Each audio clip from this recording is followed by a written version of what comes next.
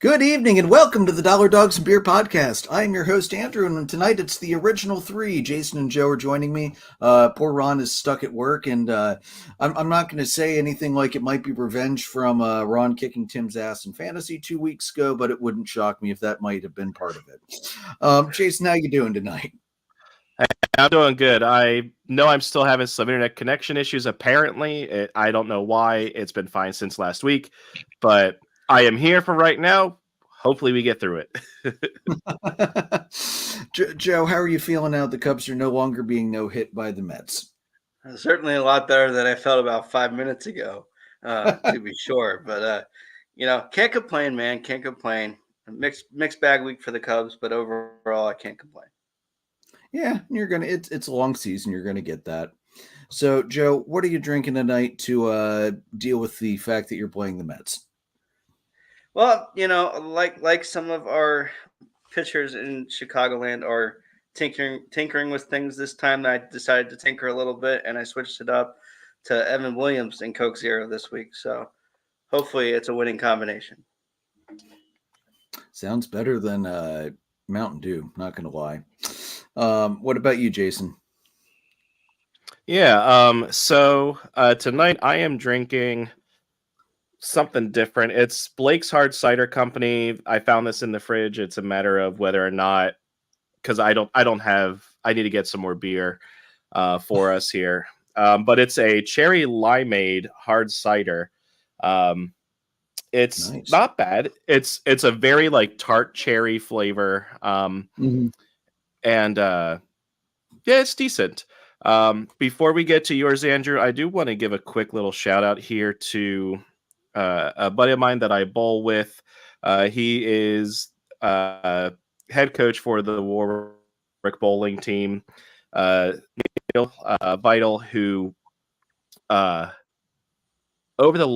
it's been over a year, but he had been diagnosed with cancer, and it was a very, I don't know that was necessarily rare, but it's not a common cancer. I believe it was within the bone marrow. He had his donor was his daughter, and he spent months up in New York to basically go through the treatment to make sure it was working, to basically not be exposed to anything. He got back on the lanes a few months ago. He's actually going out with us. He's part of our Las Vegas group going out for nationals this week. And he posted an update just a little bit ago that he had his 1-year follow-up appointment. His cancer is gone. And the oncologist said that there's less than a 5% chance that it will come back. So Neil, cheers to you. I am so looking forward to seeing you this weekend, and let's have a good time, buddy. Absolutely. That's awesome. And anytime you do a bone marrow transplant, I don't know if you guys know this, but all of your childhood immunizations are wiped. You have to completely reset every single vaccine you have ever had in your life to get your protection back. That's why those bone marrow transplant patients are basically placed in the equivalent of bubbles, because they are literally susceptible to everything at that point while they recover. So yeah, it's great to hear that. So for me tonight, I'm going with a local company, Victory Brewing. Tonight we have the strawberry lemonade. It is a zesty lemon and real strawberry puree tart. Definitely not it's not the kick in the pants that Sour Monkey is, but it's good. It's very refreshing, and considering it feels like freaking summertime here, it's the perfect kind of beer for a night like this. That was definitely what led me to the cherry limeade. It was making me think of like a summer night at Sonic or something. Yeah. I've had their triple jam. Their triple jam cider. It's pretty good. If you get a chance to try that one, you'll like it, Jason. Nice. All right. So the players have been complaining about the uniforms since spring training. And everybody else has been complaining about the uniforms ever since they saw them and saw way more genitalia than they ever expected at a baseball game. And MLB has just finally, now that we are almost into May, decided that they're going to address the uniform fiasco after the changes to the standard jersey and pants have led to widespread complaints.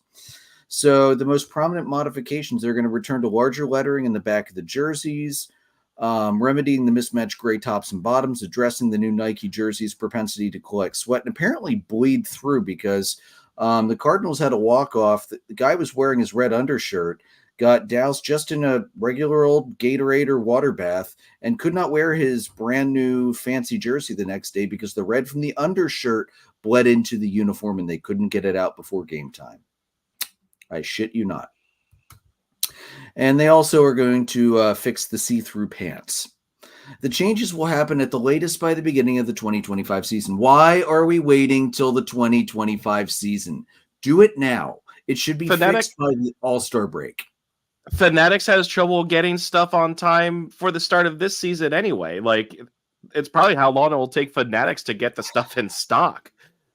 It's seriously madness. But Fanatics is not the issue. It's 100% Nike. Mostly Nike, yes. I shared you the interview that Paul Lucas had with the worker at the Fanatics factory. It's from what I read in that, I'm going to agree that it's way more Nike to blame than Fanatics in this particular case. Across the board, no. I think Fanatics is crap. I agree. Across the board, but in this case, it's more Nike. Like the mismatched grays, it's Nike loosening the standards for what cloth they would accept to make gray uniforms. They made the selection too wide. All I can say is there's nothing majestic about all this nonsense. Well, yeah. I still love the fact that my good old Chipper jersey is a damn majestic uniform. It looks so much better. So much better. The MLBPA informed players of the coming changes in a letter which placed the blame on Nike and the debut of the Vapor Premier uniform. They said, quote, "This has been entirely a Nike issue. At its core, what has happened here is that Nike was innovating something that didn't need to be innovated," which that I agree with. Since when does baseball need performance, super high performance wear like football and soccer players do? That's dumb. Specifically the memo on the pants. They're going to return to the higher quality zipper used in 2023. Hopefully it's going to resolve the issues of being see-through and having a lack of tailoring options, as well as the blowouts in the side panels by simply sliding into home plate on a normal leg slide into home plate, which should never have the seam blow out the way it did. That was an utter embarrassment. The union memo said, quote, "We caution Nike against various changes when they previewed them in 2022, particularly regarding pants. MLB had been aware of our concerns as well. Unfortunately, until recently, Nike's position is essentially boiled down to, quote, nothing to see here. Players will need to adjust." Not shockingly, MLB declined further comment, as did Nike, as did Fanatics. So, yeah, I know. We're all so surprised that nobody wants to comment about anything because that's the status quo. And the union, of course, would not comment besides the memo that they put out as well. Again, color me shocked. I know that the other big issue with the pants has been, especially with the pitchers, they didn't like the lack of tailoring options. And it makes sense. They use their legs more than anybody else does. Other than maybe you could argue the catchers.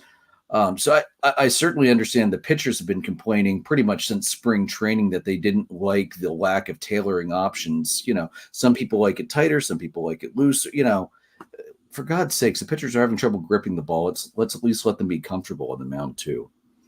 They don't need another excuse to hit some guy.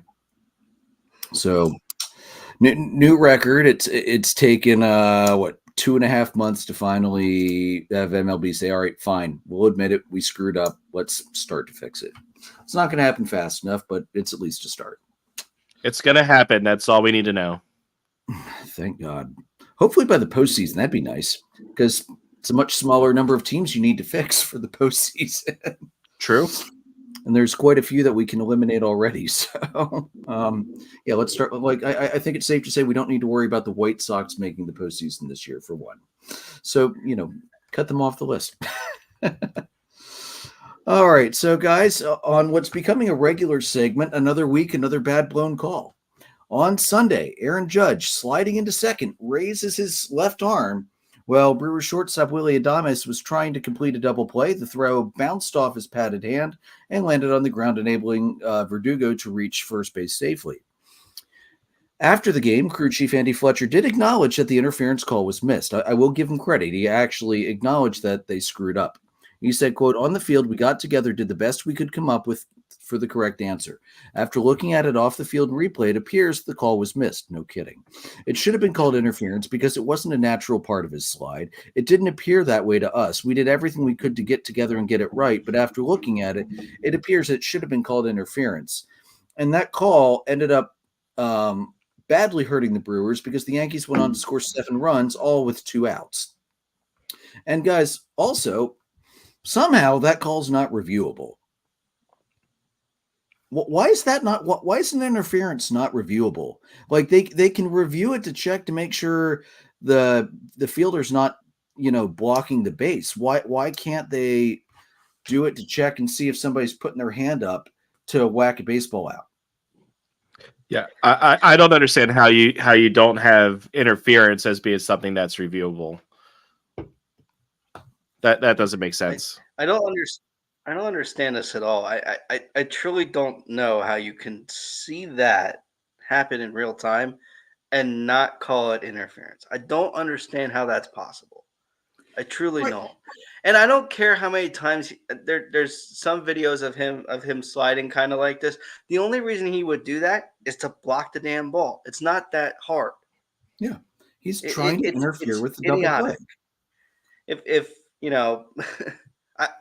it's just inexcusable. There's no way in heck that they can't correct this when it's called. There's no reason it shouldn't be reviewable. And like you said, it had a direct impact on this game. It's ridiculous. Mm-hmm. Yeah. I mean, I like the Brewers getting screwed more than anybody, but this is stupid. This shouldn't happen. No. And if a Cub fan is against something that hurts the Brewers, that tells you something. That's Exhibit A right there. And guys, has anybody else noticed that MLB still hasn't said anything about Hunter Wendelstedt ejecting Aaron Boone for something a fan said last week? They still have come out and made no statement about it. It's not someone they really care for. I mean, if this was, Alex Cora, if this was, Brian Snicker, someone that MLB actually likes, they would have been out about it already.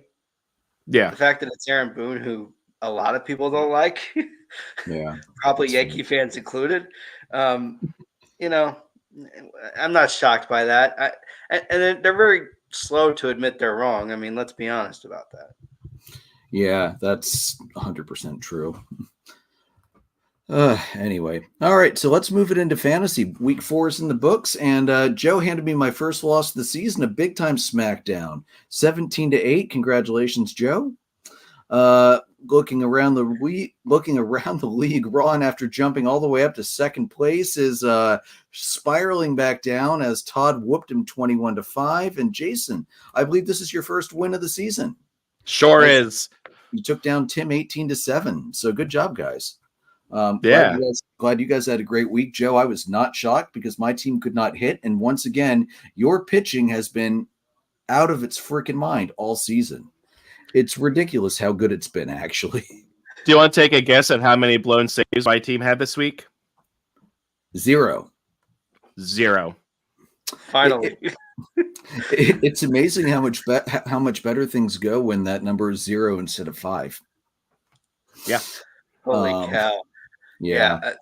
It was an interesting week. What's funny is like going into Saturday, I'm like, okay, I've seen this play before. When is this going to flip?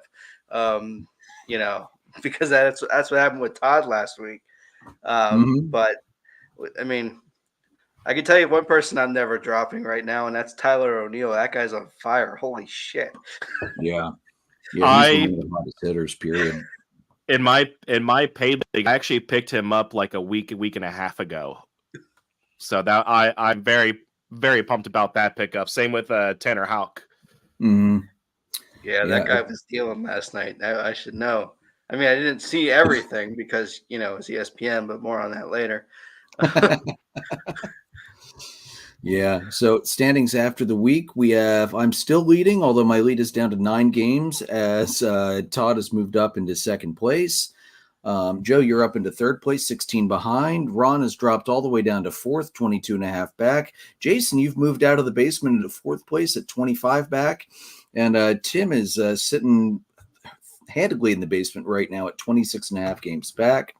So that's where we're at right now. Any hope I had of running away with this thing has been thoroughly dashed after Joe's ass whooping he laid upon me this week. So well done, Joe. I went through and I looked at some of the teams. Todd's team is scary good. Yeah. Like he had an amazing draft there, it looks. And Ron, I'm coming for you, man. You made the comment last week about me going wire to wire in the basement, which first of all, I wasn't dead last after the first week. But second, I made some changes to my team and those changes are paying off already. So yeah, you better watch yourself. I'm coming for at least that number 4 spot. I'll see what I can do to help you, Jason. I've got Ron this week, so. Yeah, the matchups this week. I appreciate that. Maybe I can talk Todd into like sitting. Yeah, I've got Tim this week. Joe's got Ron. Jason's got Todd. So it's going to be a good week as I'm already down 21-1, although I think I've had like 4 guys do anything so far. So because it's Monday, I don't even care. Because why would you? So I don't pay attention until like Wednesday or Thursday. Exactly. I just make sure I have starting pitchers active and not on the bench. That's the biggest thing. Major injuries this past week. Craig Kimbrell blew second save in a row and departed with back tightness day-to-day. Currently could go to the IL. I did not see he is on the IL as of this point.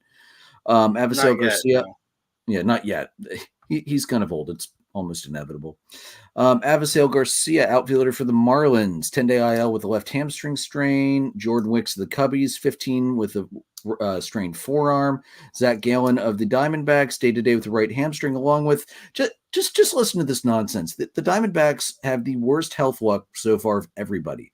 Merrill Kelly, Ryan Nelson, Kyle Nelson, Miguel Castro. They are all sitting on the IL. That's 2 starters, 2 relievers, plus Galen's day-to-day.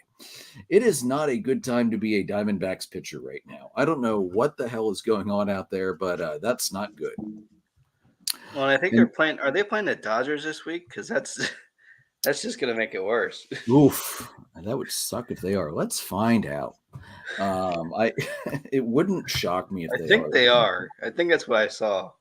I have Gurriel on my fantasy team. So this week the Diamond, 3-gamer home against LA to start the week, and then 3 against San Diego to end the week. Yeah, have fun with that without a chunky-eared pitching staff. And then the Rays, just saw this earlier today. Chris Davinsky, one of their relievers, 15-day IL with right knee tendonitis. So the allergies are starting to roll in. Although outside the Diamondbacks, not as I'm bad not sure as if we else brought earlier this year. Sorry, go ahead, Jason. I'm not sure. Oh, you're fine. I'm not sure if we brought this up last week or not, but Blake Snell is also on the injured list. I think I missed days. that. Okay, 15. Thank you. Yeah, We'll get him on the list too. Not that Snell's done anything this year. Isn't his ERA like 6.75 or something like that? Worse than that, I think. Good.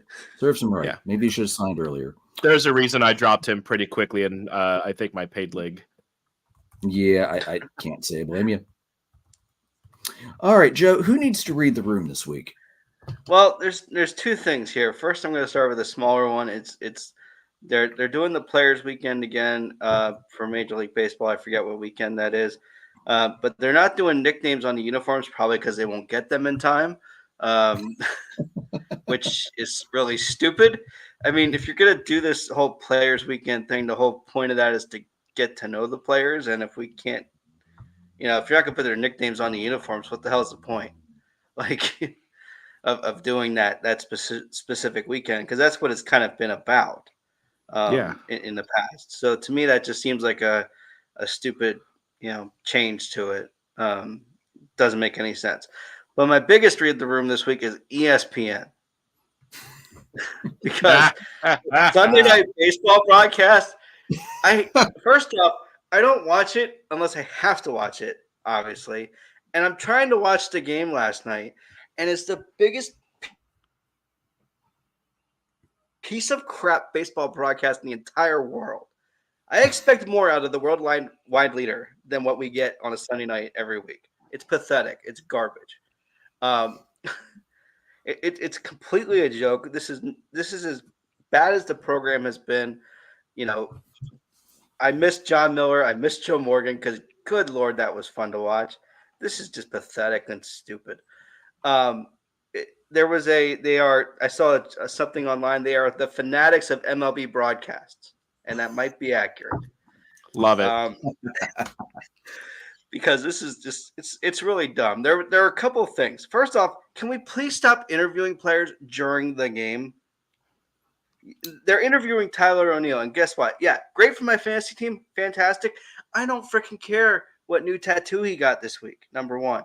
And number two, you have Carl Ravage asking Tyler O'Neill during the game, during this interview in the middle of the inning, where it's like asking him if they charged him more because his arms are bigger. Like, what the hell are we doing? I'm trying to watch the gosh darn baseball game. I don't care about some guy getting a tattoo, like, and whether it's, he gets charged more because of the size of his arms. Like, it's ridiculous. It's really dumb.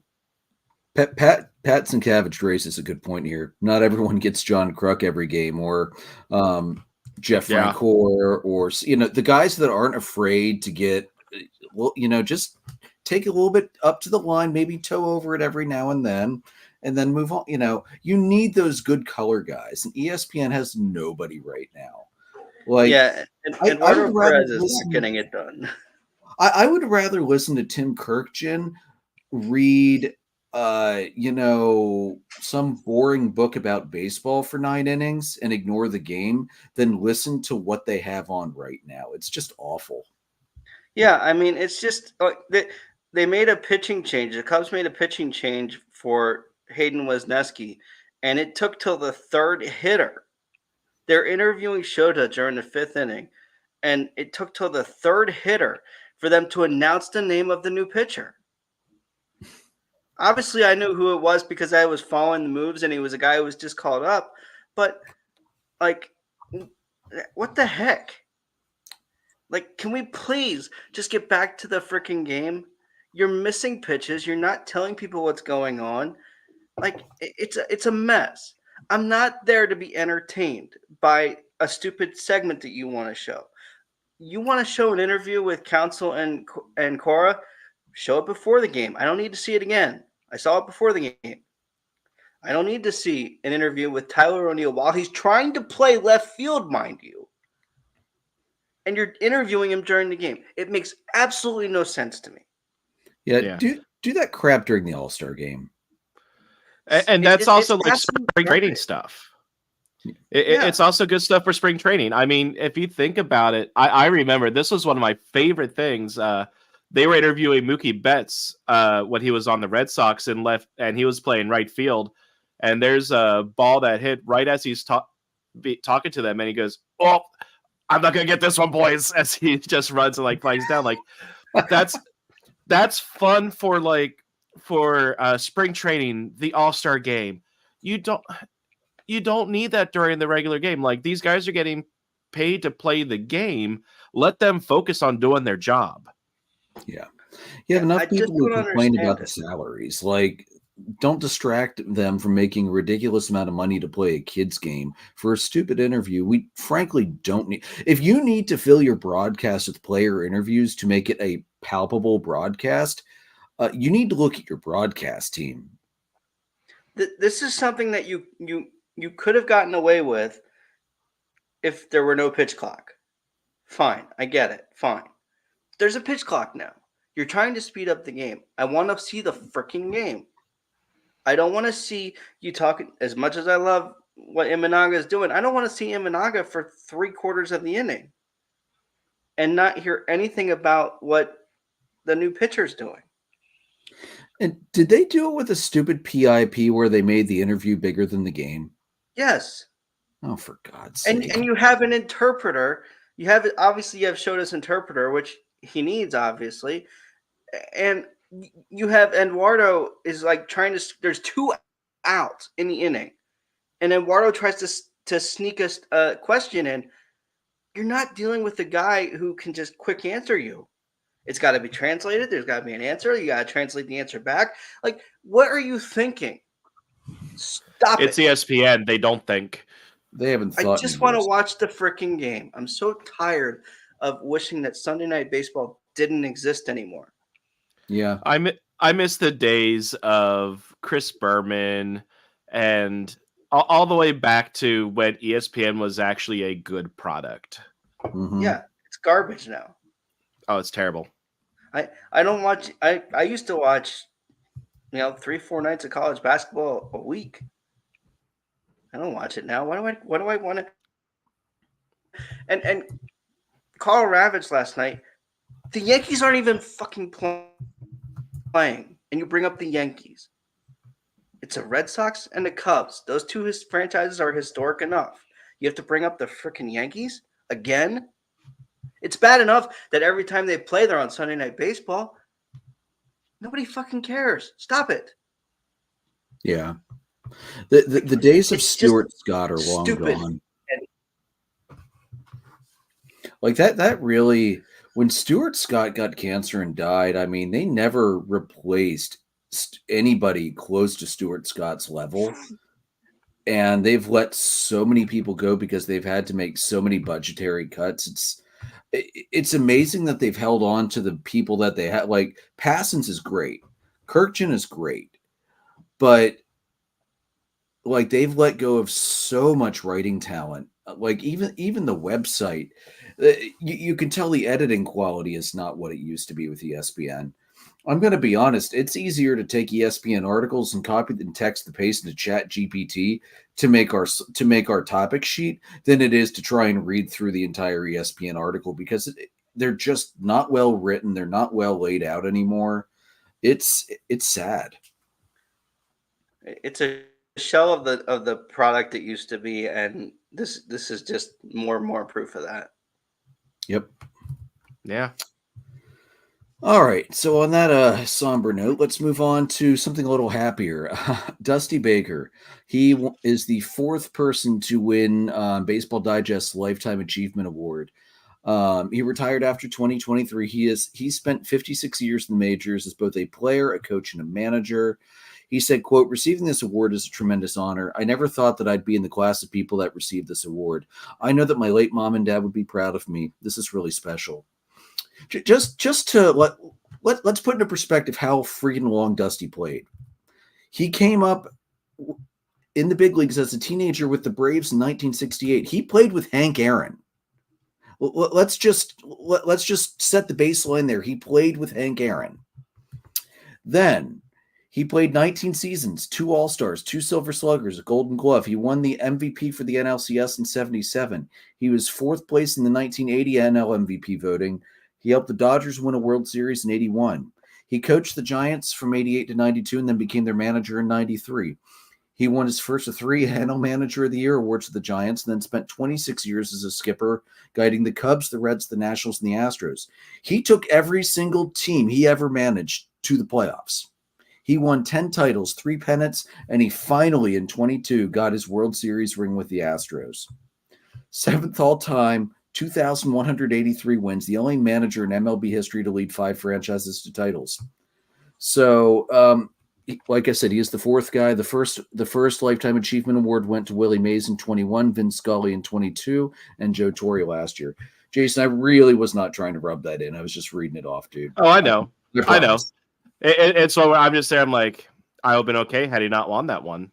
But he and I believe Anthony Santander I think he went to the Astros for that. But they were the only reason that I was happy for the Astros. Everything else, I'm like, no. I wish that you had not won this, but it wasn't Santander. It was Mancini. Trey Mancini. That's right, because Santander is he's still with the Orioles. Yes. But yeah, no, like I was happy for Dusty and Trey, and that's it. I've loved Dusty every stop along the way, whether it was Chicago, Washington, Cincinnati. It didn't matter. I loved watching him as a manager. He was great at getting the best out of his guys. He knew how to light a fire under people's asses when they needed it. Just an all-around great guy and a great baseball guy. I mean, the knowledge he has of the game is unparalleled, honestly. He's seen it all and he's been through it all. I mean, wow. To think that he came up playing with Hank Aaron and he's retiring, and he retired playing with, an Astros team, which, yes, they're very checkered, but they still had some great players on that team. As much as I hate Jose Altuve, I can't deny he's a hell of a player. So just the talent he's seen over the years and played and managed over the years, just that's awesome. So well earned by Dusty Baker. All right, so the Orioles, guys, kind of a mixed week. They finished the West Coast trip. They won 2 out of 3 from the Angels, then came home and dropped 2 out of 3 to the Athletics because baseball happens. It did not help when your closer blows 2 consecutive save attempts and then is hurt in his day-to-day. And as Jason pointed out in the group chat, oh, sorry, guys, you never dealt with that before? The meme game was on point, Jason. Well played. I keep thinking back to the meme of is it James Franco? I think with the noose around his neck, who's looking at us like first time. Yeah, that's a great one too. Jackson Holiday was demoted, sent back down to AAA. But on a bright side, Gunnar Henderson has been raking. His line on the season, 288, 347, 613. And that was over 300 before he went over 4 or over 5 on Sunday. So still a damn good line. Last week, 3 homers, 7 RBIs, a double, a triple. So he hit for the cycle over last week. Not bad. So I guess I'll pick a new hot player now since you just took literally every stat that I had listed. Oh, crap. I'm sorry. I forgot. Forgot you were writing it down on your thing before we started. Yeah, I'm sorry. I should have skipped that. My bad. You can steal mine. It's fine. I won't have a hot hitter this week. So like I said, guys, up and down week for the Orioles. Definitely not what they were hoping for with the Athletics coming into town. But surprisingly, the Athletics haven't been absolutely putrid like we were all expecting this season. So, I mean, they're not good by any small stretch, but they're not complete putrid. So, it's just a week they'll have to bounce back from. So, as Jason points out, they did beat the Yankees 2-0. Hey, that's always a good day when the Yankees lose. All right. So, Jason, what do you have for Down on the Farm this week? Oh, you don't want to go over that either? You don't want to say everything for the. I mean, I did give you a good one for Down on the Farm this week if you didn't have time to look something up because you've had those weeks where you haven't had time. I get it. That's true. Yeah. I did not even remember that you sent me stuff, so I went and did it on my own. That checks out. So there. It's fair. So Down on the Farm this week, the hot hitter here was Davison de los Santos of the, I love this name, the Amarillo Sod Poodles. They are the double A team for the Arizona Diamondbacks. He went 13 for 24, which is a 541 batting average, 3 home runs, 9 RBI. And then the pitcher of the week here, John Michael Bertrand of the Richmond Flying Squirrels, another great name. Double A team for the San Francisco Giants. He started one game and went 1-0, 7 innings of no-hit ball, and had 0 walks. And what was actually really impressive to me about the fact that he went 7 and gave up no hits, he only had 4 strikeouts. So he got a lot of contact in 7 innings and did not give up a hit. Dude, that's a freaking Maddox style right there. Right? So, So this week, Davison de los Santos of the, I just got to say it again, Amarillo Sod Poodles and John Michael Bertrand of the Richmond Flying Squirrels. What the hell is a sod poodle? Can I just ask? I want to say it's like a prairie dog, actually. Probably. Let me see here.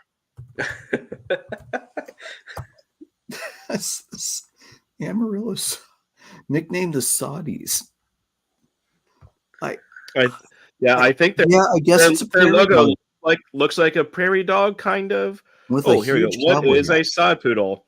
It's a nickname given to the prairie dogs found in the vast expanses of the prairie by the settlers crossing through the panhandle of Texas. Very, very fun. That's awesome. That's great. I love the gigantic cowboy hats they put in the head of all the sod poodles for the logo. That's great. That's amazing. Joe, here's something fun for you, Joe. Christopher Morel just took Edwin Diaz deep. Good. Oh shit. I had a feeling I should have said. I had a feeling I should have said Diaz this week. At least while he was 2-run playing. bomb. Well, there goes my ERA. Oh well. Yeah, well, I mean, Hector Hey, Neris that's all right. is on the so. That's true. I might not take a loss. I might just take the blown save instead of the blown save and the loss with Hector Neris coming in. So anyway, Joe, how about them Cubbies? They sweep the Astros and then drop 2 out of 3 of the Red Sox, including that big ass blowout Saturday night. What do you got to say, man? Look, anytime you can sweep the Astros, regardless of how poorly they're playing, you take that as a huge win. That lineup is brutal from head to toe, and to perform the way some of my pitchers did, Tyone in particular, continues to impress. He did really well again tonight, which is exactly what they needed. The big highlight of that series, number one, is that Neris, although scarily, got 2 saves in that series to finish out Tuesday and Wednesday, or I think it was Wednesday and Thursday. But the other thing I think too is that PCA finally got that monkey off his back, got his first hit of the year, and it was a 2-run homer to take the lead and seal the deal on the sweep. So PCA finally got a hit, which is something he'd been chasing last year and this year so far. So that was a fun and exciting moment. Watching the game at work because it was a day game. I probably it took everything in me not to scream at that moment. That was exciting, man. He certainly deserved it, and he's been working hard at it. He tried to make some adjustments, and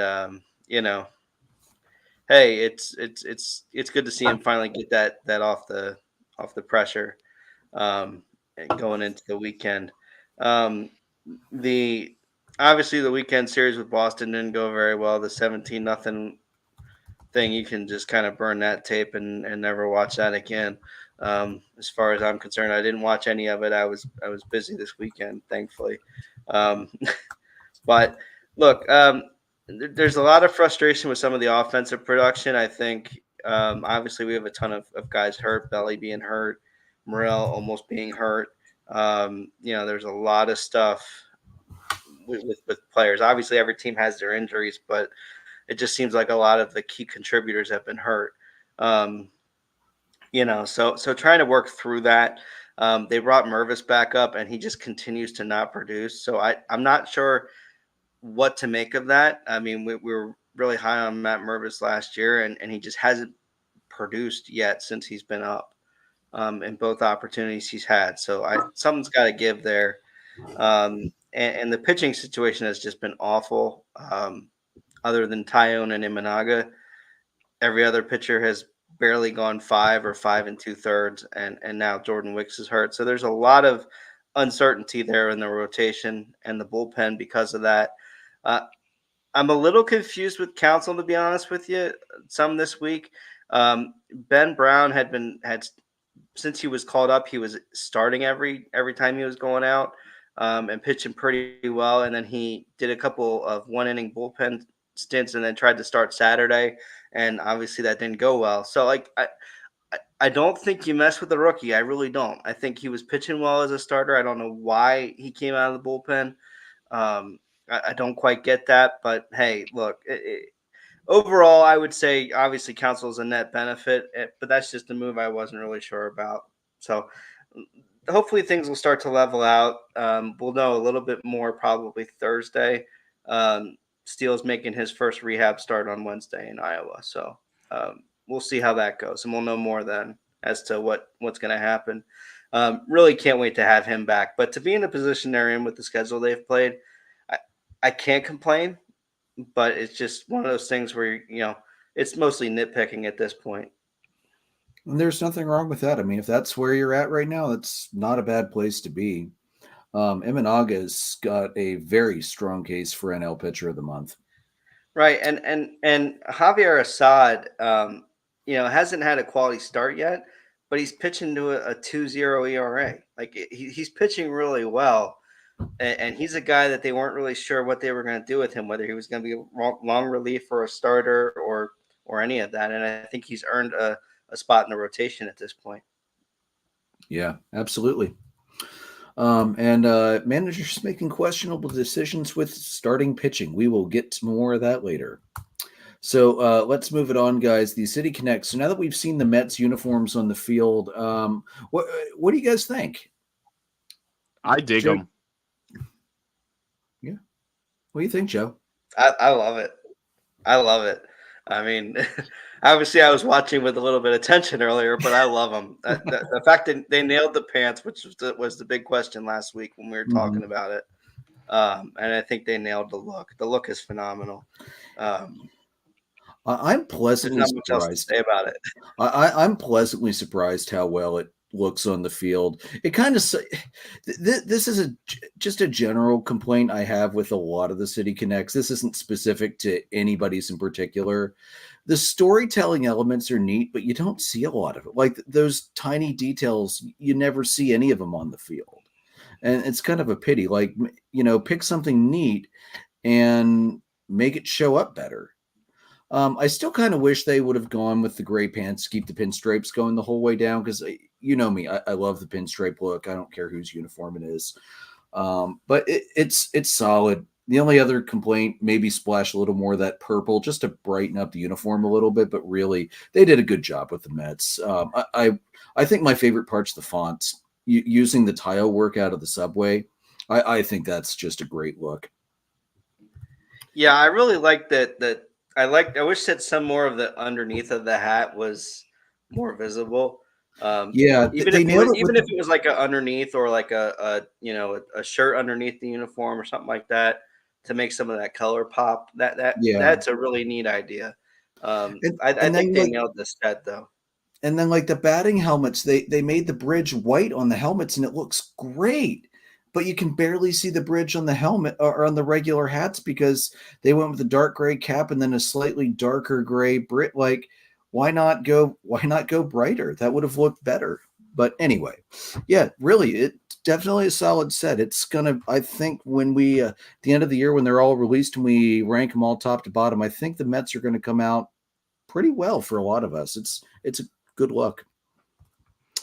All right. And then the Rays were released today. And, one thing we could say about the Rays, they are not afraid to throw colors around. They never have been in the history of their uniforms. That granted a small history because they're an expansion team. But so I was pleasantly surprised when I saw them.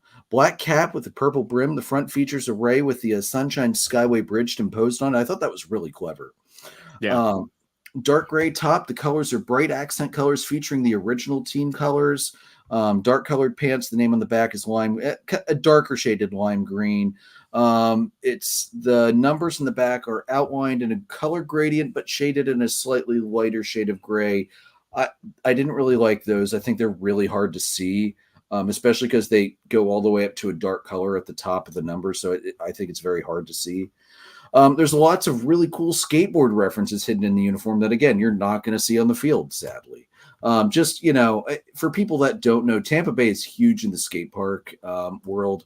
1978, they opened a skate park in St. Perry Harvey Park. It was the first public park in Florida, one of the first public parks in the entire country, and it was also featured in at least one of the Tony Hawk games growing up.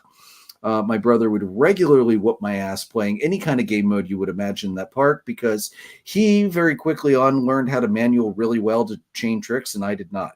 So props to Alex on that one. To this day, he could probably whoop my ass and it wouldn't be funny. Also, they're going to be the first team to wear their City Connect on the road multiple times. They're going to do it June 16th at Atlanta and August 7th at St. Louis. So that's, I think they might be the only team to bring them on the road this year. So that's pretty neat. Jason, what do you think? Yeah, I really like them. Although I kind of I saw something today that made me laugh. It was Philly City Connect. We have script that represents the Constitution and the Declaration in our writing, and our light blue collar represents the blue collar working class. Tampa Bay Rays. LOL, we have a Ray with a skateboard.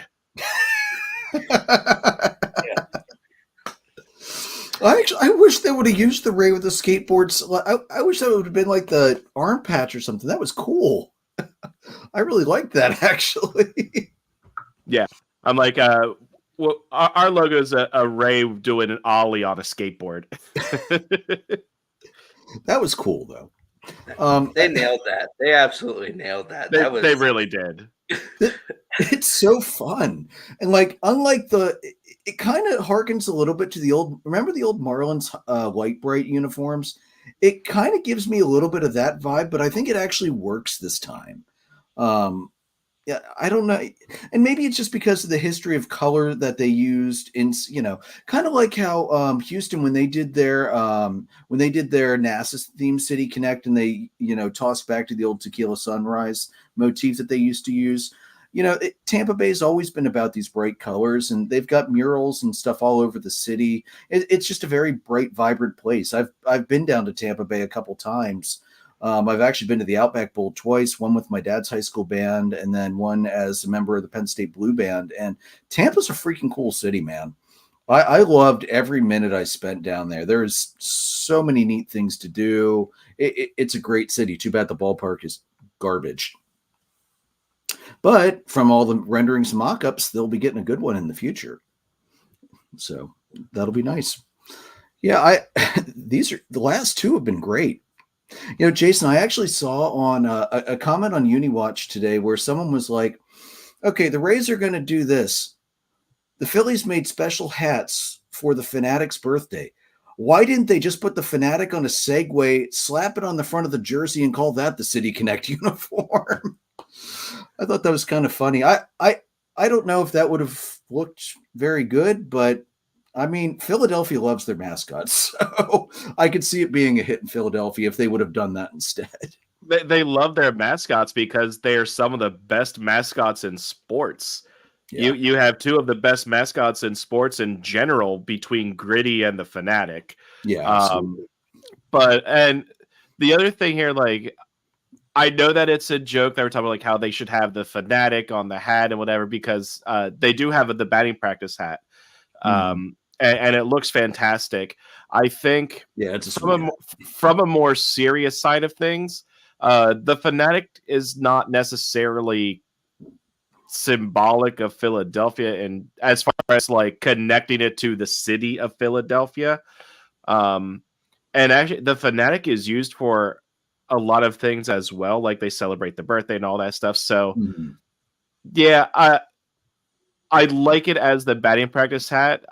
It would not have worked as far as City Connect goes.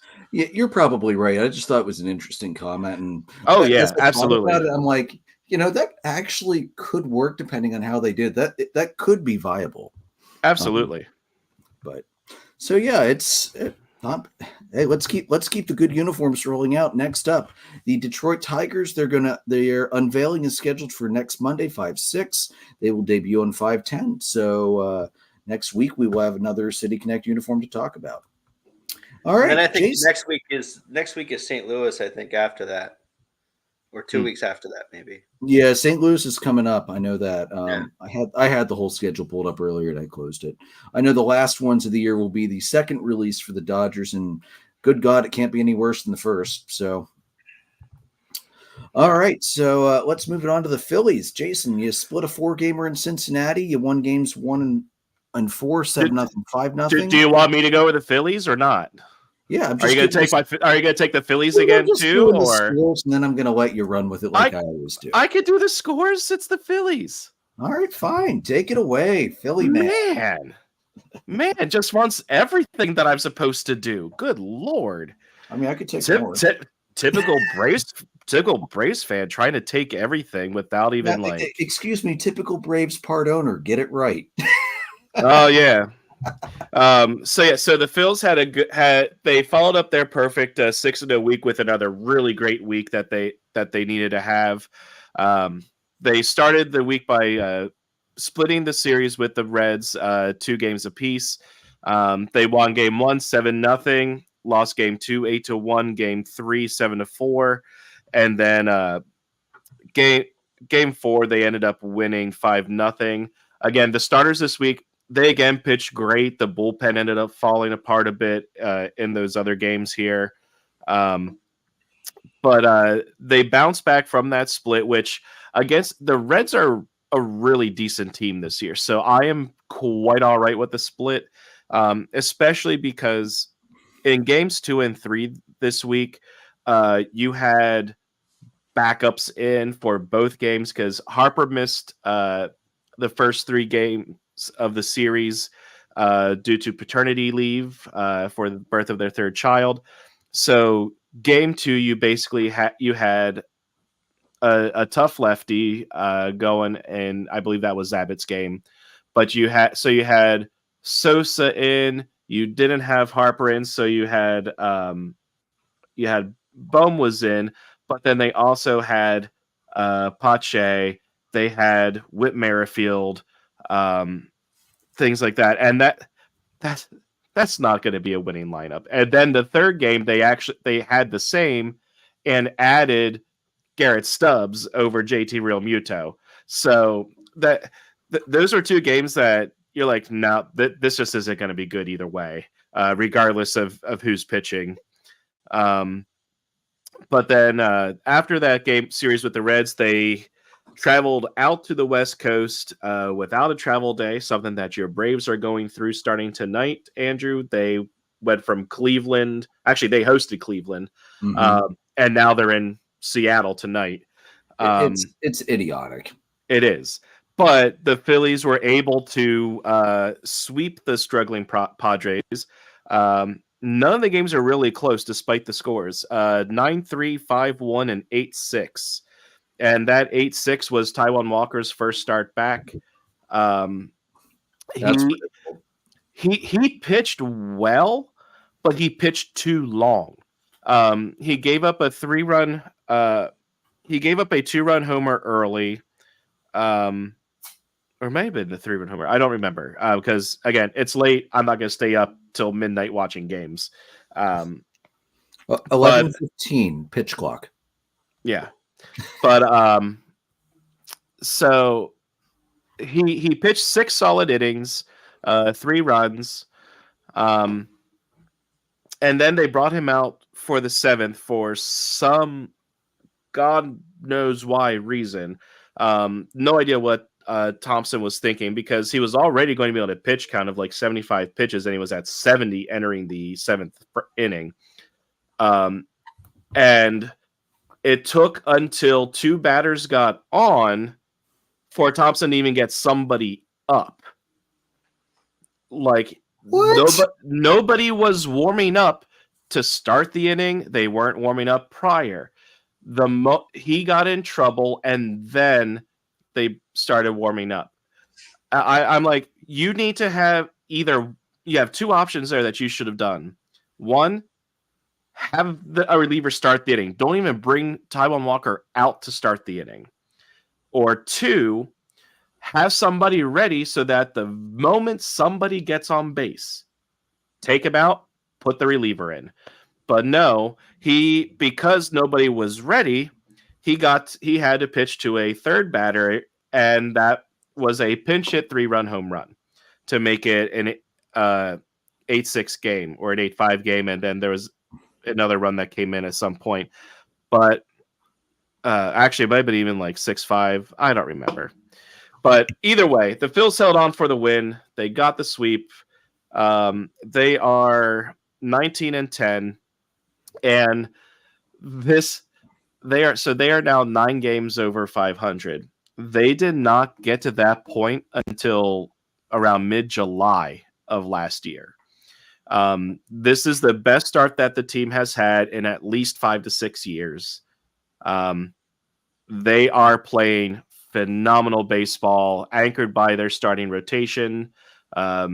I wish that Spencer Turnbull would stay in the rotation here. I have a feeling that after this next start, which they're going to basically Christopher Sanchez is pitching tonight, Turnbull tomorrow, so they're doing a 6-man rotation here for this time through, and then they're going to make their decision.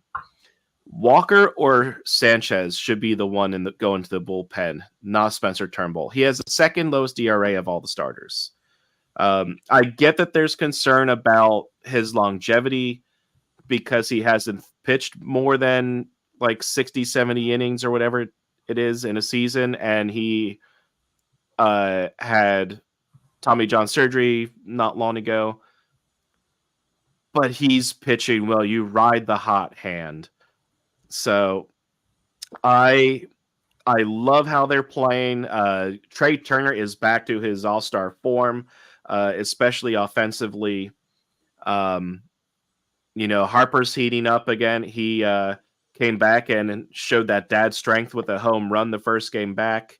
So I am very, very happy with how this team is playing. It's been a while since there's been a good April. Yeah, I can't remember the last time the Phillies had a really good April. It's been years. It's been at least 5 to 6 years. Yeah. I think they may have had a decent April under Girardi when they started out hot and then just collapsed after the mid-year, as Joe Girardi teams do. But yeah, really good week again. And the thing is that the Phils need it because the Braves have also been good, which we've seen this the last few years where both teams get cold at the same time and they get hot at the same time. Yep. So, but you're playing well and you can't get a game back.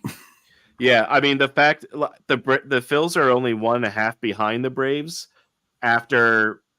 With being as good as they have been, I'm like, it's a good thing that they've been as good as they have been, because otherwise this division is getting out of hand in a hurry. Yeah. So it feels like in the NL East that a game and a half is like 5 in every other division.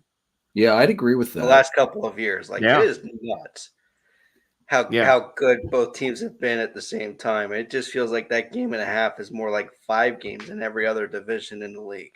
It is insane. And the Mets have cooled off a bit. They're now down to 500 at 14-14. So thank you, Joe, and your Cubs for that win tonight. Because I truly think that by the end of this season, the top 2 teams in the National League record-wise is going to be the Phils and the Braves. I have no idea what the order is going to be, who's going to win this division, because it's going to be a dogfight for the entire season. Oh, yeah. Now, the Dodgers will be up there, too. They've already recovered from their slow start. They're back to 18-12. But, yeah, those are the top 3 teams in the NL. Braves, absolutely. Dodgers, in whatever order it turns out to be. Jason, one thing I wanted to note, maybe the Phillies ought to stick with a 6-man for the time being. I mean, you've already had, if I counted right, 13 straight and 17 straight games already this year, which, first of all, that's nonsense. The fact that they're doing what they are with that kind of a schedule is very good. Yeah. Can we get the schedule figured out? This is really stupid. Let's go back to the old schedule. You don't need to play every team every year. I'm perfectly fine not doing that. The only good thing that came out of the ESPN broadcast last night is they interviewed Counsell, and they said, if you were the commissioner for one day, what would you do? And he said, in April, I would cut the season down to 155 games, and every Monday would be a day off in the month of April. And I'm like, that's brilliant. Yeah, that's not a bad idea. Make him commissioner. All of these injuries that happened in the month of April, it's insane. Mm-hmm. How smart that idea was. And no, don't make him commissioner. I need him as my manager. Knock it off. Yeah, that's fair. That's fair. But it's a great point. Yeah, they've got to do. No team should be playing 17 straight games in April. And I'm sorry, but can we just stop with this stupid notion of playing every team in the league every year. Yeah, Doesn't make any sense. I don't care. I don't care if I don't see the Angels every year. As much as I'd love to see Mike Trout, I don't care. Because one, I don't live near Atlanta anyway. But even when they come into Philly, I'm not probably going to make a special trip to go see an Angels Phillies game unless it happens to be on Jason's season ticket package and he says, "Hey, you want to go see Mike Trout play?" And then I'm going to say, "Yeah, absolutely." But otherwise, he's a hell of a player. I have no desire to go see Mike Trout play because the rest of that team is so bad. Yeah. Dodgers might be a different story. I'd love to go see Freddie play again, but that's about it. All right, so moving it on. 2 milestones were achieved last week. Pete Alonso got home run number 200, and Anthony Rizzo got home run number 300. Rizzo needed 4 last week, didn't he, to get that? And he got that. We'll talk about that later. But good for Rizzo. That's awesome. The wonderful thing about Anthony Rizzo is he's a forever Cub because he did it against Milwaukee. It's amazing. It's absolutely amazing. I love it. He surpassed 300 as well, didn't he? He's at like 301 or something. He was at 300 yesterday, so I don't think so. Okay. Either way, but he did it against Milwaukee, which is amazing. Yeah, sometimes the baseball gods are like, "This must happen now," and it happens, and it's beautiful. That man is a forever Cub. I don't care where he plays. I love that absolutely. Man. Just like Reese and Chase Utley are forever Phillies because they kept going after the Mets. Yep, Freddie will always be a Brave to me. I don't care what he does in LA. All right, we'll move it on to the Braves. Again, matching the Phillies game for game practically. Yeah, so the Braves this week, they had a really great week, as they swept the Marlins. No, go ahead, man. No, I'm good. Go for it. Yeah, swept the Marlins 3-0, 5-0, 4-3, and 10, and then took 2 out of 3 from the Guardians. They won games 1 and 3, 6-2, and 4-3 and 10. Lost game 2, 4-2 and 11. That game was just there were some mental mistakes, notably with Chadwick Tromp because d'Arnaud needed a night off catching. That's going to happen. You always want the perfect week, but I'm very happy to take 2 out of 3 from Cleveland. They are playing great baseball right now. They're 19-9. Probably one of the best teams we've played. I would say better than the Phillies because we got you guys opening weekend and nobody's playing their best opening weekend. So I would say at this point, the Guardians are the best team we've played. Braves played some nice defense other than those Chadwick Tromp aforementioned errors. Game 3 against the Marlins, for instance, Arcia gunned down Jazz Chisholm at home with 1 out in the 9th. Riley made a ridiculous spinning stab and threw out Nick Gordon from his knees in the 10th, also with 1 out. So taking out the free runner, and that helped the Braves push that one through. Reynaldo Lopez, he is making it a tight race with Imanaga for NL Pitcher of the Month in April. His first 4 starts, he's given up 2 runs in 25 innings, a .72 ERA. I mean, there are other guys certainly that are well worthy of consideration, but Joe, talk about under the radar signings that have made a huge impact. Yes, Jason, I said other pitchers. Ranger is definitely one of the ones that deserves to be in that conversation as well. But for under the radar, like kind of flyer signings, nobody did better than the Cubs with Imanaga and the Braves with Lopez so far this season. It's been great to watch both of them.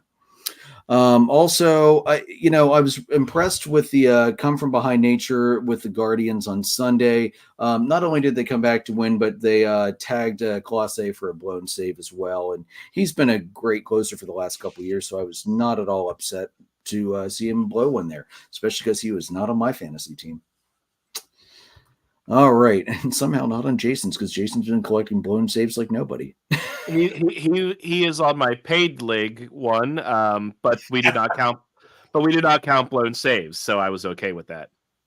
Lucky you! You dodged a bullet there. All right, guys. So tomorrow is the last day of April. Let's do our April wrap this week and just what are we going to know? What are we going to learn from games tomorrow that we don't already know? So I'll open it up. Biggest surprise for me, I think, has been the Kansas City Royals. We were joking at the start of the year with Will Smith signing with the Royals. Well, there goes Will Smith's streak of getting to the World Series, no matter what team he's on. I'm not saying the Royals are going to make the World Series. I don't think they are. But I did not expect the Royals to come out of the gate at 17-12. They've played really well at home, 12-5. They've scored 133 runs. They're at a plus 43 differential right now. They're cooling off a little bit, but they're still playing well. I mean, this is a team that I don't think anybody expected them to be playing like this, even by the absolute best possible metrics you could have thrown at them. They're 3-0 against the AL West right now. I was not expecting that. Now, granted, a lot of that's bolstered because they've played a lot of division games. They're 8-5 against the AL Central right now, but that's been the biggest good surprise team for me, I think, for the season so far has been the Kansas City Royals. Joe, what do you think? I mean, homerish wise, I'm really shocked at how well the Cubs have done with all the injuries they've dealt with. I've mentioned that before, but surprise wise, I mean, just how hot the Braves have been with all of the pitching issues they've had. Mm-hmm. To be in a position they're in is a big shock to me. Given the struggles of Max Fried, given the struggles of Charlie Morton, and some of their injuries, I knew that would be a problem, but I just didn't realize that they'd be able to work through it. Imagine Atlanta's offense with Philly's starting pitching. That's hideous. Like, that's video game scary right there. Just wild. Yeah, and really the Braves, it's one where this will sound. I don't want this to come across as me bashing the Braves because that's not how I'm trying to intend this. But I wonder how long the Braves can go with it at the same time. Almost like one of those, like, waiting for that other shoe to drop. They have been outstanding. I feel like you can only go without Spencer Strider affecting your win-loss record for so long. But no, not to bash like the Braves pitching, but I'm just waiting to see what happens as we get further into the season with that. Yeah, I would agree with you, Jason. I'm waiting for that other shoe to drop too. The way that they're in the position they're in right now is just, that's the big shock to me. That's your big surprise, absolutely. Yeah, honestly, me too, because Max Fried, I don't think has ever gone a whole season staying healthy. I'm not sure he ever has. He usually has a blister issue at least once. So, yeah, they've got a lot of guys ready to go at AAA. That's about the only thing that I'm not stressing as much as I could have been when Strider went down. Now, I'm not saying we have a replacement for Strider at AAA. We don't. There is nobody in the league who can match the number of strikeouts that Spencer Strider puts up. Nobody. No, Jason, the last 2 years, nobody's matched Strider. Sorry, dude. But we have enough depth that if we really need to tap into it, I hope we'll be okay, but I really hope we don't have to see it. But I do recognize we've got a lot of injury-prone guys in the starting staff, and it could just be a matter of time. Jason, so everybody do their surprises. All right. So Jason did not. Go ahead, Jason. So there, I looked at this from a standpoint of, from a hitter standpoint, I'm actually surprised at how well Mike Trout is doing without Shohei Ohtani, and how he's actually stayed healthy for them overall so far. He is batting lights out. He's essentially back to his MVP days. And then the other one, I'm going to put it as big a surprise because I know for us it's not going to be a disappointment, but just how bad the Astros are. They are 9-19 They are. Their run differential is -22. They're 3-7 in their last 10 with a 2-game winning streak currently. And those 2 wins are against the Rockies. Hey, I got one better for you for the Astros, Jason. They're 0-7 in one-run games and 0-3 in extra inning games. That's amazing. So I'm not going to put them at biggest disappointment, although, like, if you want to look at it, technically it is a disappointment because I'm pretty sure we all had them up near the top. But I'm going to put them at biggest surprise instead. Yeah, and what and a pity it is. I think with the Astros, there's a couple of things you look at. Number one, the lineup construction. They have Altuve leading off, and he's been swinging at the first pitch in every at bat, regardless of where it is. So he's not really doing a great job from a plate approach standpoint. They have Pena batting they have Jordan batting second a lot of the time. At least they did going into last week, and that doesn't make a ton of sense, especially if Altuve is going to ground out. You've got nobody for Jordan to drive in. It doesn't make any sense, really. So from a lineup standpoint, they've had some issues. The other thing that they've had is you brought in Josh Hader when you had Ryan Presley, who was a great closer last year. So it wasn't really a need, and neither one of them have performed well because of it. I mean, Presley's been a consummate professional when it comes to talking about it, but the guy was a dominant closer last year, and you brought in another closer who, those 2 fighting over that stuff is kind of stupid. Presley pitching in the 8th inning doesn't make a ton of sense, especially when he's been dominant in the 9th inning for a long time. Well, and it's not like Hader's I feel like they brought a lot of that on themselves. Yeah. I mean, Hader's had almost no opportunities to save. They brought him in against Atlanta in the 9th inning in a non-save opportunity, and the Braves teed off on him. How many times have we seen this? And I know I mentioned it the week of the series, but how many times have we seen it where a manager brings a closer in a non-save opportunity and the closer gets lit up? It's not the same for them. And that's probably why Presley is not, I mean, he's not doing terrible in an 8th inning role, but he's not as good as he was as a closer. Right, and that's my point. Like they're using him in a role he's not used to pitching in, and it doesn't make any sense. Joe, to your point about Altuve, he's slashing 342 with a 1010 OPS. I don't think the Astros care that he's not working pitchers right now because he's getting his hits. But right, we'll see how long that 342 stays. Anytime you are a swing first pitcher, you're going to have those high spikes and low spikes around that. I mean, one of the games against Atlanta, he struck out, I think, 4 out of the 5 times. And then the other games, he had 3 hits, 4 hits. It's boom or bust with guys that go after that first pitch. You know that better than anyone. You had Javi Baez on your team for so long. Don't remind me, okay? All right, so biggest disappointments. I should say the Astros, but I liked how Jason put that as biggest surprise. We're going to leave the positive spin on the Astros' downfall so far. So I think biggest disappointment for me, it's definitely not the Rockies. It's definitely not the Cardinals. I think the biggest disappointment, and I know we didn't expect the White Sox to be good, but did we expect the White Sox to be 6-22 bad? That's a freaking 214 winning percentage. They've been hideously awful so far. It's been a joke to watch them play.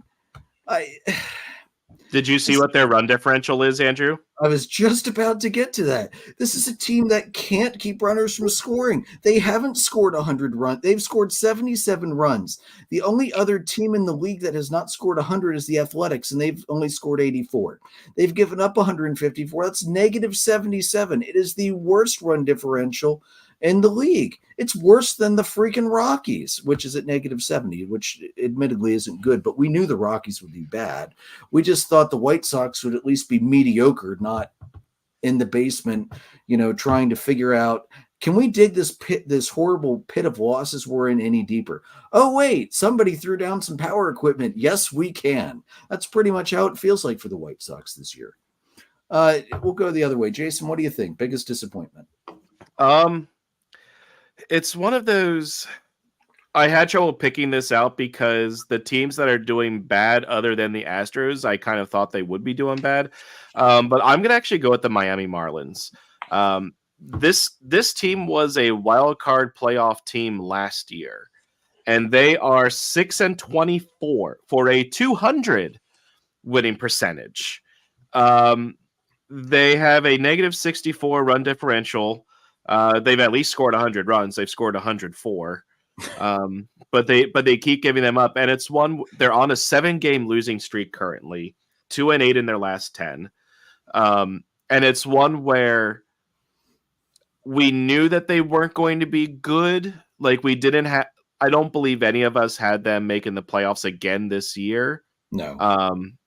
But I thought that they would be bad, but I was not thinking that they would be 6 wins in April bad. But it shows just how important it is to have the right pieces and to be healthy, because Alcantara being out all year is going to hurt them. They just don't have the pieces anymore. Yeah, and Luzardo's hurt. I mean, their number 3 guy has to be the ace right now, and that's never a recipe for success. And the other thing here too is look at what happened. I also like to see them doing this after what they did with their female executive who helped put that team last year together and helped them get to the playoffs. They did her dirty and she left, and I love seeing that as a result. Yep, I was going to make 3 points, and you made one of them for me. The curse of Kim Ang. They wanted to demote her to a lower position in the organization, even though she had just helped build a team that made the playoffs in one of the toughest divisions in baseball. Y'all deserve this. Number 2, they are 2-15 at home, which is absolutely pathetic. And number 3, they've doubled their win total on the road. They've won 4 games on the road. Just pathetic. Don't remind me. I know where 2 of those. Jesus, they doubled their win total on the road against the Cubs. Yeah. Thanks. Wow. Thanks, pal. Hey, at least I didn't say the score of the blowout in the Red Sox game. It could have been worse. So, Joe, what's your biggest disappointment this year?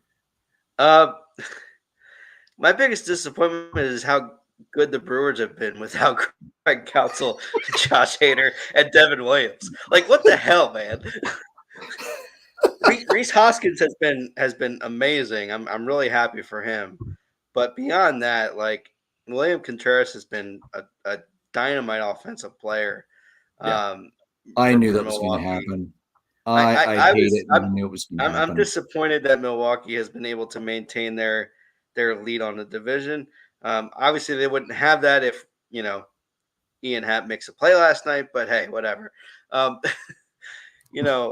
Look, that's a huge disappointment to me. I honestly thought too that the Cardinals would be better than they are. I think that's another disappointment. I expected them to be a little bit more improved than they have been. Jordan Walker, I think, is the other one that's a disappointment, is the fact that they can't seem to get him off the ground in St. Louis. And that's like the third or fourth outfield prospect that they've not done well with. And it's just kind of makes you wonder what they need to fix internally to get that right. Because a talent like that, maybe he should go to a better organization, to quote a famous catcher on the Cardinals. And what's wild is it's hard to miss as many outfield prospects in a row as the Cardinals have. It's almost as bad as the Yankees in growing their own pitchers. It's really curious. I wonder exactly what's happening, because that shouldn't be happening. All right, top performing hitter. I'm going to go with who is right now my favorite for MVP at this point in the NL, Mookie Betts. 387, 482, 655, and 1137 OPS. Mookie is ridiculous. I think he took the fact that he waited too long to try and catch Acuna last year personally, and has decided that he is going to win MVP from the start and go wire to wire this year, because honestly, that's what it's kind of looking like. Because right now, I mean, yeah, Shohei's hitting well. I'm not going to lie. Ozuna's hitting well. Bohm's hitting well. Mookie Betts is the best hitter in the NL, and it's not even close right now. What do you think, Joe? Yeah, I mean, I love what Alec Bohm is doing at the plate, man. That guy has been absolutely dominant. More on Two that more later. RBIs already tonight. Two more Yeah. RBIs tonight already. Has a hit with a single in the top of the first for two ribbies. Yeah, Nice. that Alec Bohm has been absolutely dominant. He's been exciting to watch. I love what that kid is doing. I'm telling you.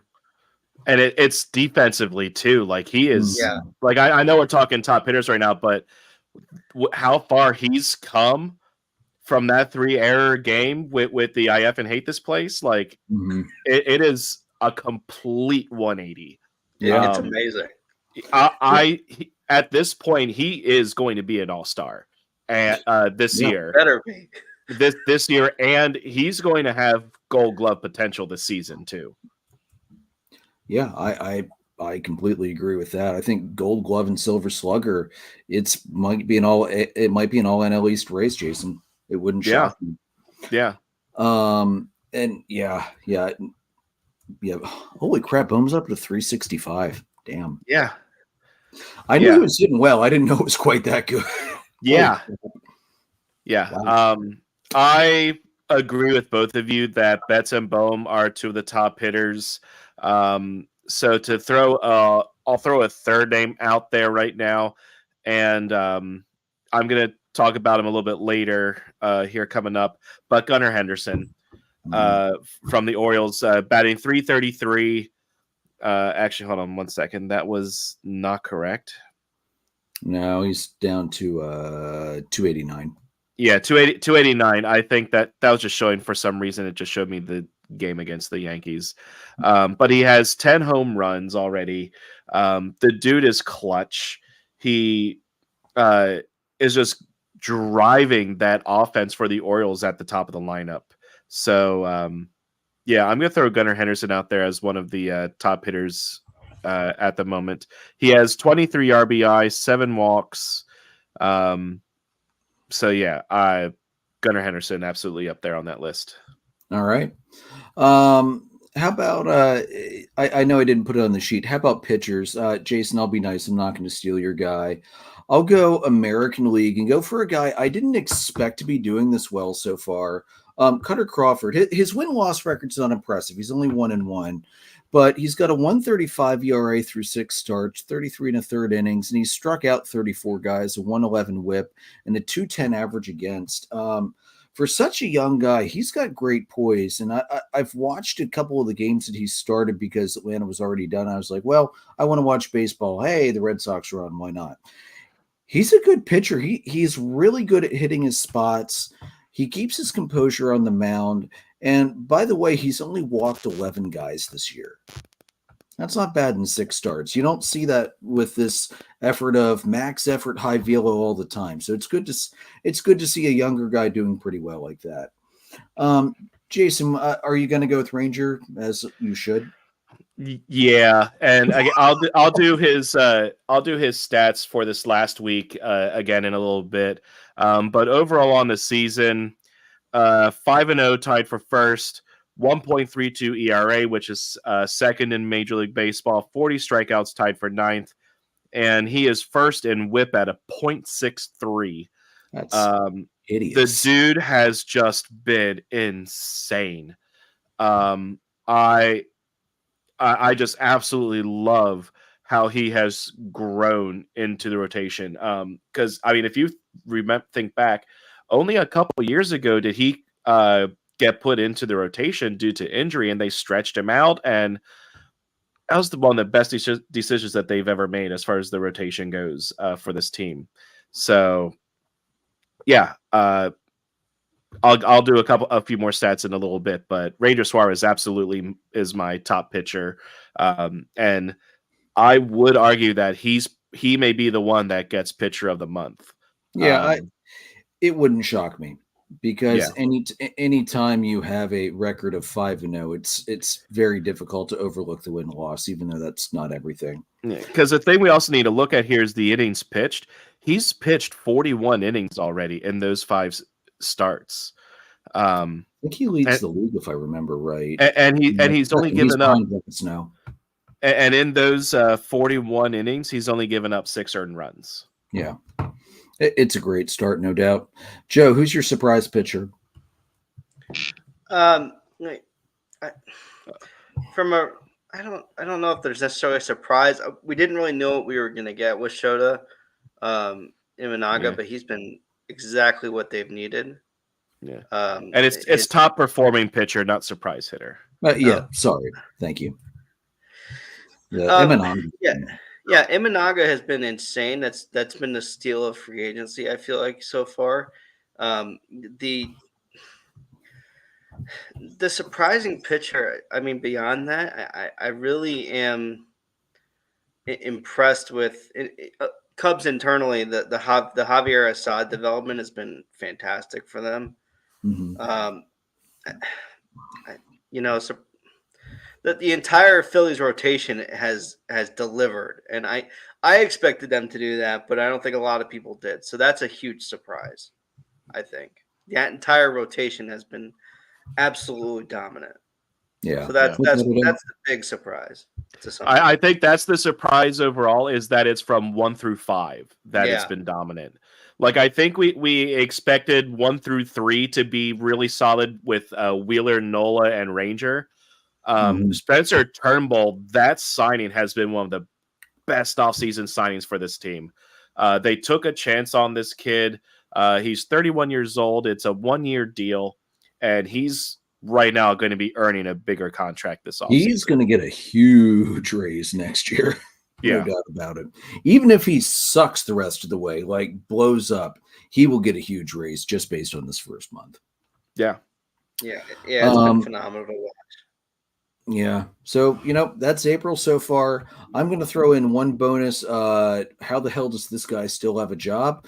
And the guy I've picked for tonight is none other than the Nationals' Joey Gallo. Joey Gallo is second in the major leagues right now with strikeouts at 43. The only one ahead of him is Kyle Schwarber. He is, unlike Schwarber, though, he is hitting 122 and has only hit 3 home runs with 5 RBIs. So, I don't know how Joey Gallo still has a job. I'm sure the Washington has to have somebody down in AAA who's got to be doing better than this. All right, Joe, do you have anything for Bring Out the Good this week? I do. I got an update for you on Ryan Sandberg. There are 2 things. One thing is that they're going to unveil a statue outside of Wrigley for him, I believe on June 23rd of this year, the anniversary of the Sandberg game. So that's coming up. The other thing is that he put an update out on Friday regarding his health. As you guys know, he was dealing with prostate cancer. This was from Friday. He said, "Today would like to say feeling a little more fatigued at times when I try to help out around the house or do little things out in the yard that I love to do. We'll have to build up stamina after chemo number 6 in 2 weeks. Back to his old training days, but slowly. The double vision affects his balance some, and he can get dizzy at times. And I know this sounds terrible, but he said, all in all, not bad, and feel blessed with results on the cancer being shrunk to very small amounts. So things are progressing in the right direction. One thing I've learned is to appreciate the in-the-moment good times and happenings and not taking them for granted. I slow down and take all in with the joy and feeling blessed. Thanks for your continued support and prayers. It's working. # God is good." Really, really happy for Sandberg and the fact that things are starting to go in the right direction for him. Cubs legend, obviously, but a legend of the game itself. And it's great to see him kind of, things working the way they need to work for him. So yeah, without a doubt, Rhino strong, man. All right, let's move it into the hot list. My hot hitter for the week, Edouard Julien of the Twins, second baseman. Slashed last week, 409, 500, 955, and 22 at-bats, 9 hits, 7 runs, 3 doubles, 3 homers, 7 runs scored, 7 RBIs, 3 walks, 6 strikeouts. Jason, your hot hitter. Yeah, my hot hitter this week is none other than Gunnar Henderson. His slash line this week, 320, 357, 800, 1.157. Had a double, a triple, 3 home runs, 7 RBI, and 2 stolen bases. Oh, I missed the stolen bases. There you go. Yeah, and a leadoff homer tonight against the Yankees. So continuing that hot hitting. Yeah, he's not one to bet against right now. Joe, who's your hot hitter? Hot hitter is none other than Anthony Rizzo. 8 runs, 11 hits, 2 doubles, 4 home runs, as you mentioned earlier, to get to 300, 7 RBIs, 1 walk, 6 strikeouts. His line for the week is 458, 480, 1042, an OPS of 1522. Excellent week for Sir Anthony. That's a great week. Joe, who is the Moneyball hitter of the week? The Moneyball hitter of the week this week is none other than the reigning defending NL player of the week, Alec Bohm, who we mentioned earlier. Slash line for the last week, 577, an on base of 593, a slugging of 962, and an OPS of 1555. Good Lord. That's nuts. I knew he had a great week last week. I didn't realize it was that great. the other numbers for you: 4 runs, 15 hits, 7 of which were doubles, 1 homer, 8 RBIs, 1 walk, and 3 strikeouts. The guy is a machine right now. Do not bet against this man. I'm telling you.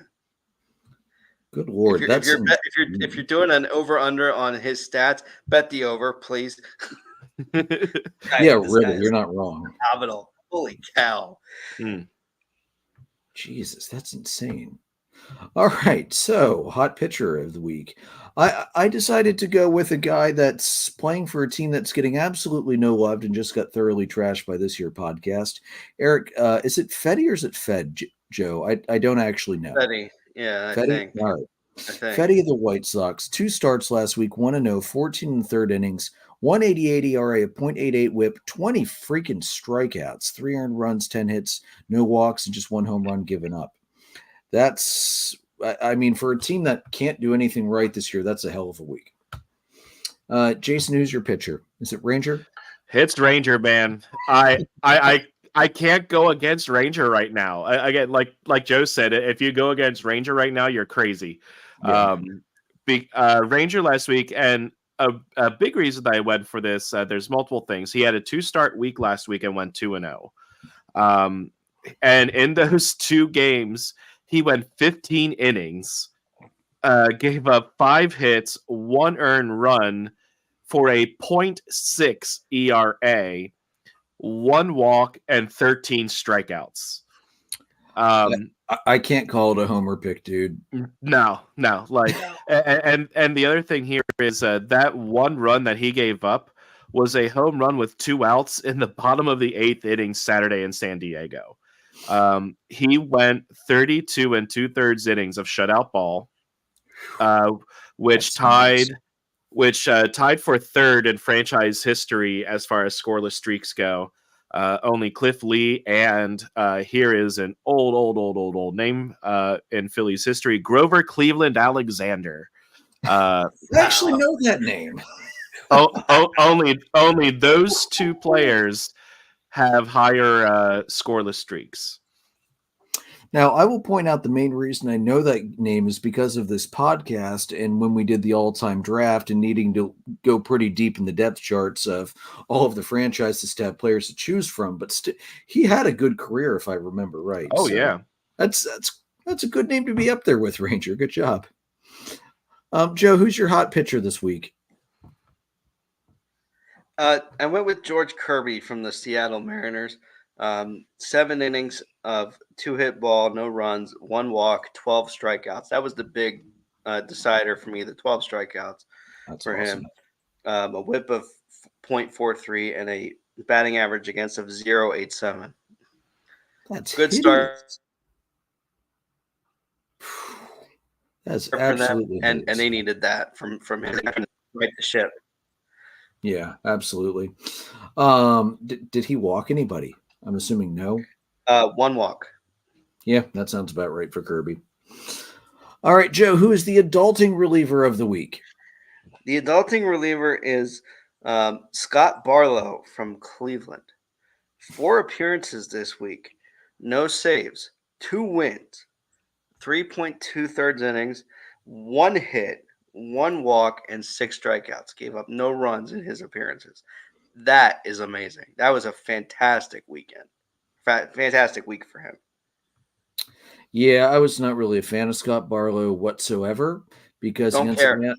Against Atlanta, 2 innings, 1 hit, 1 walk, and 4 strikeouts. Yeah, we had no answer for that guy. Yeah.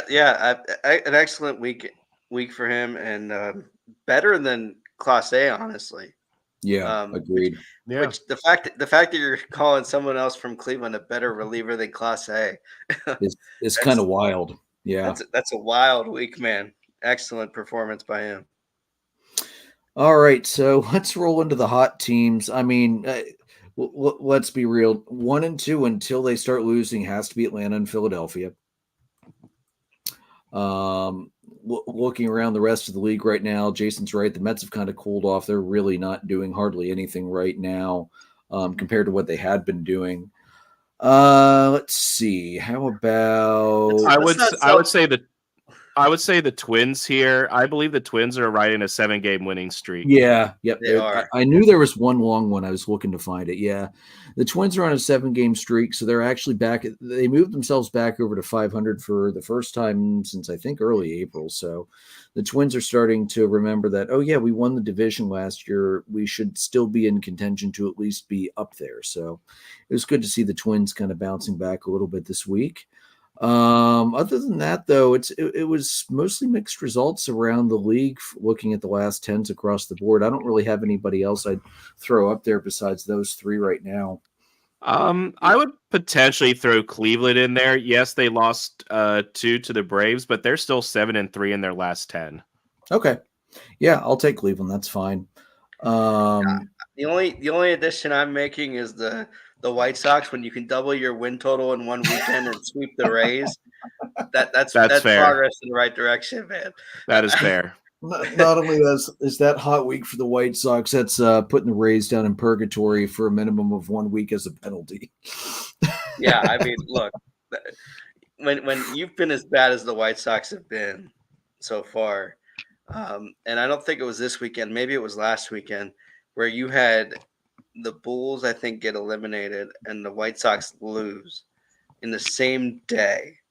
Oh, Reinsdorf needs to go, man, because he owns both of those teams. Reinsdorf needs to go. Years, he's needed to go for years. Let's be real. All right, week coming up. Atlanta's in the West Coast all week without a day off to travel, as Jason alluded to earlier, which I will again say it is bullshit for any team to go East Coast to West Coast or vice versa without a day off for travel. I don't care who the team is. That's crap. 3 at the Mariners, Fried versus Miller, Lopez versus Castillo, Sale versus Hancock. 3 at the Dodgers, Morton versus Stone, Elder versus Glasnow, and Fried versus Paxton. Oh, thank God we only get Glasnow. We don't get anyway. Yeah, 1 ace in the Dodgers is enough. I'm just going to leave it at that. Cubbies, 4 at the Mets, Tyone versus Severino tonight, which the Cubbies did come back and win, even though the Mets fans thoroughly booed PCA for trying to bunt in the 6th inning with a no-hitter on. Mets fans, shut the hell up. It's the 6th inning. He didn't do it in the 9th. I don't want to hear it. In the words of some other folks on Twitter, cry harder. I don't care. In the words of For Love of the Game, hey kid, wreck it. Exactly. Assad versus Minea tomorrow. Imanaga versus Butto. Brown versus Hauser. 3 at the Brewers at home for the weekend. TBD versus Ross. Tyone versus TBD and Assad versus Wilson. So the Cubbies are playing all week. The Phillies playing all week. 3 at the Angels. Sanchez versus Canning. Turnbull versus Anderson. Wheeler versus Sandoval. Jason will not be watching these games because they're past his bedtime. And then coming home, 4 versus the Giants. Nola versus Hicks. Suarez versus Wynn. Walker versus Webb. And then Monday's game is Sanchez TBD. I just put it on there because for some reason they bled the series over to Monday for a 4-game. Why? Who the hell knows? MLB in their schedule makes absolutely no sense. And it naturally, of course, the Phils have the West Coast trip while I'm here. And when I'm out in Vegas is when they're back home. Of course, West Coast teams. They couldn't be have a West Coast trip, this next weekend. I swear, I think that the worst 4 words in sports are West Coast road trip. Amen. Absolutely. Hate it. And then the Orioles this week, 4 versus the Yankees. They did win game 1 tonight, 2-0. Rodriguez versus Schmidt, Kremer versus Cortez, Burns versus Gill, TBD versus Rodon. 3 of the Reds, Suarez versus Green, Rodriguez versus Abbott, and Kremer versus Lodolo. Crap, Burns only starts once this week. I need to get an extra start in there somewhere. Just noting for my fantasy team. All right, so that's the week coming up, guys. I hate West Coast trips. Before we sign off here, this is a big week for the Braves, man. Yeah. Holy cow, yes. Mariners and the Dodgers. You're talking 2 division leaders. Actually, in those 3 series, you have 3 division leaders. Yeah.